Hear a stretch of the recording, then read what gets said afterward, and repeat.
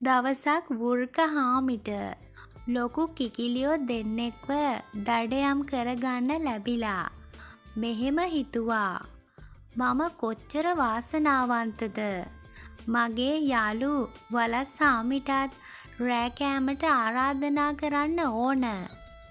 මේ අතරේ ගහකට මුවා වෙලා හැංගිලා හිටපු හිවල් හාමිට වෘක හාමි කියපු එක ඇහුණා. ලොකු කිකිලියෝ දෙන්න දැකපු හිවල් හාමිත් වෘක හාමි පස්සෙන්ම ගියා. හිවල් හාමිගේ කටට කෙල උනන්න ගත්තා. කොහොම හරි ඒ කිකිලියෝ දෙන්නව ඩැහැගන්න ඕන. හිවල් හාමි හිතා ගත්තා. වෘක හාමි එක කිකිලියෙක්ව මරන්න හදනකොටම කිකිලියෝ දෙන්නම එකපාරටම ඉගිලුණා. වෘක හාමි කිකිලියෝ දෙන්නව ආයිමත් අල්ල ගත්තා. හිවල් හාමි තාමත් එතනම කැරකෙනවා. වෘක හාමි කෑම පිළියෙල කරන්න පටන් ගත්තා. වෘක හාමි කිකිලියෝ දෙන්නව භාජනයකට දාලා ලිප උඩ තිබ්බා. ඉමිහිරි සුවඳක් කුස්සිය පුරාම පැතිරෙනවා. වෘක හාමි ප්‍රීතියෙන් සිවුරුවන් බබා යාළු වලස් හාමිට රෑ කෑමට ආරාධනා කරන්න ගියා. හිවල් හාමි වෘක හාමිගේ කුස්සියට ඇතුල් වෙලා ලිප උඩ තියෙන භාජනයේ පියන ඉස්සුවා. ප්‍රණීත සූපයේ සුවඳ හරිම මිහිරි. හිවල් හාමි සුප් හැලියෙන් කිකිලියෙකුව අරගෙන කන්න ගත්තා. කවුදෝ ජනේලෙන් පිටත සිවුරුවන් බානව ඇහිලා හිවල් හාමි බැලුවා.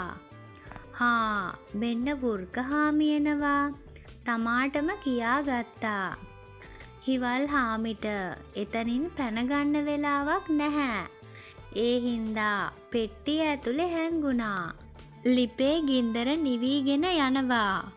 වෘක හාමි තවත් දර ටිකක් ලිපට ඇතුල් කරලා ගිනි මෙලෙව්වා.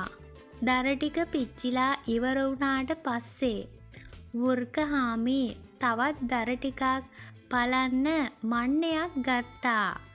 ඒත් මන්නය මොට්ටයි. වෘක හාමි මන්නය පිළිකන්නට ගෙනහිල්ලා ගලක අතුල්ලනවා මුවහත් කරන්න. වෘක හාමි එළියට යනවා. හිවල් හාමිට ඇහුණා. ඌ පෙට්ටියෙන් එළියට ඇවිත් හැලියෙන් අනිත් කිකිලිවත් ඩැහැගත්තා. වලස් හාමි වයින් බෝතලයකුත් අරගෙන ප්‍රීතියෙන් සින්දු කියමින් ආවා. ඌ වෘක හාමිගේ ගෙදරදී ලැබෙන්න යන කදිම රෑ කෑම ගැන හිතුවා. හිවල් හාමි කුකුල් මස් රස බලමින් ගහට මුවා වෙලා ඉද්දී ඌට සින්දුව ඇහුණා. වලස් හාමි එනවත් ඌ දැක්කා. දැන් මොකද කරන්නේ? හිවල් හාමිගේ හිත වේගෙන් වැඩ කළා. ඌ තමන්ගේ කනට උඩින් කොලයක් අල්ලගෙන වලස් හාමි ළඟට ගියා. අනේ මට පිහිට වෙන්න හිවල් හාමි ඇඬුවා.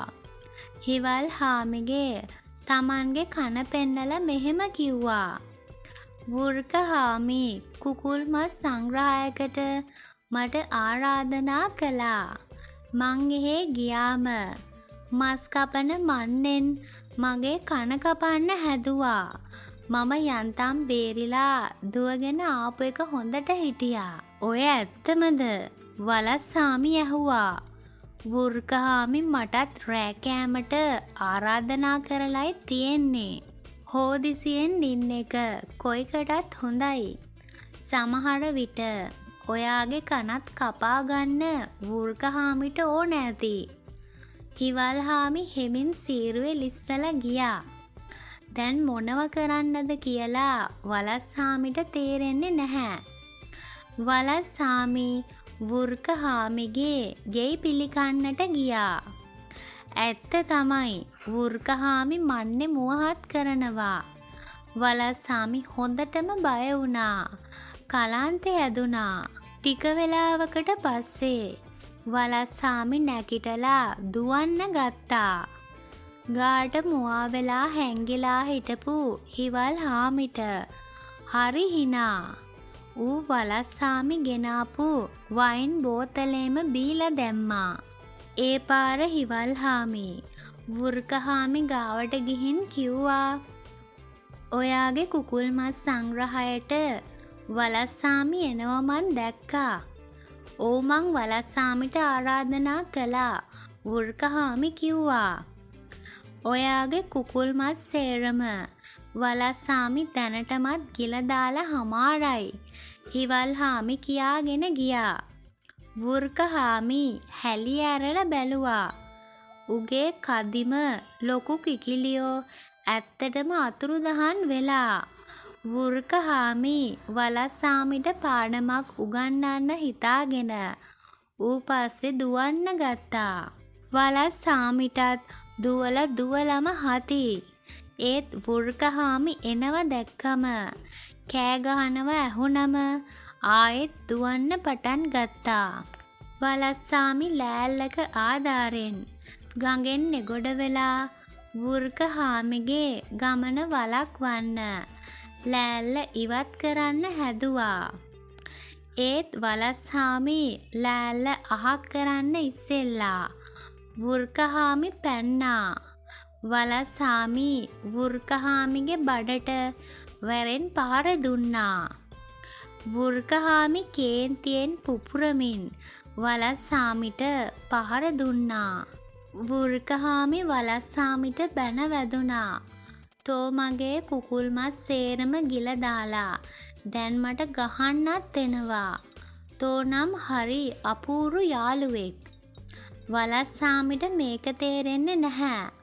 ඌ ඇහුවා "කවුද කිව්වේ මං කුකුල් මස් ටික හොරෙන් කෑවා කියලා?" හිවල්හාමි කිව්වේ. වෘකහාමි උත්තර දුන්නා. දැනුයි වලස්සාමිට තේරෙන්නේ සිද්ධ වුණ හරිය. හිවල්හාමි අපි දෙන්නවම රැවැට්ටුවා.